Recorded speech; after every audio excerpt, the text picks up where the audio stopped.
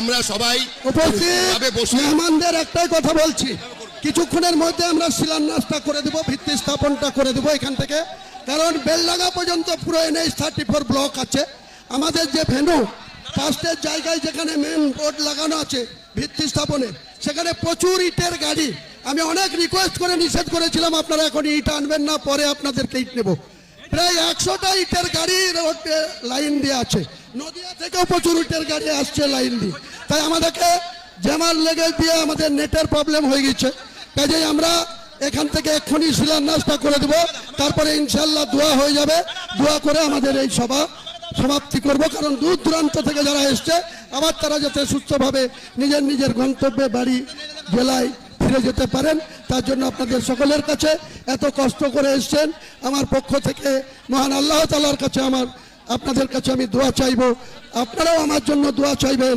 নিশ্চয় আল্লাহ আমাদের কামিয়াবি করবে, আমাদের ইচ্ছাকে পূরণ করবে, আমাদের সমাধান করবে। জি আলহামদুলিল্লাহ। আমরা এই সামনেটা একটু ক্লিয়ার করে দেন, সামনেটা রিমোটের মাধ্যমে ইনশাআল্লাহ শিলান্যাস হবে। এই সামনেটা ক্লিয়ার করে দিতে হবে।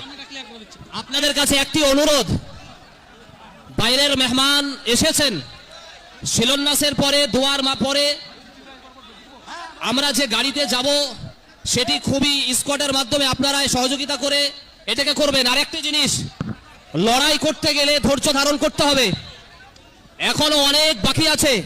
এর জন্য এখন থেকে যদি আমরা উত্তেজিত হয়ে যাই তাহলে কিন্তু আমরা ফেল হয়ে যাব। এর জন্য ধৈর্যের মোকাবিলা দেন।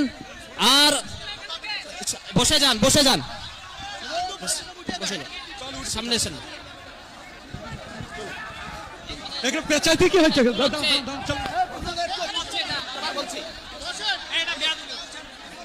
আসেন। আপনারা বসুন, সবাই দাঁড়াবেন না, সবাই দাঁড়াবেন না भाई। आप लोग बैठिए, इत्मीनान रखिए भाई, यहाँ पर भी तरतीब से। আরে আপনারা বসুন, আপনারা বসুন।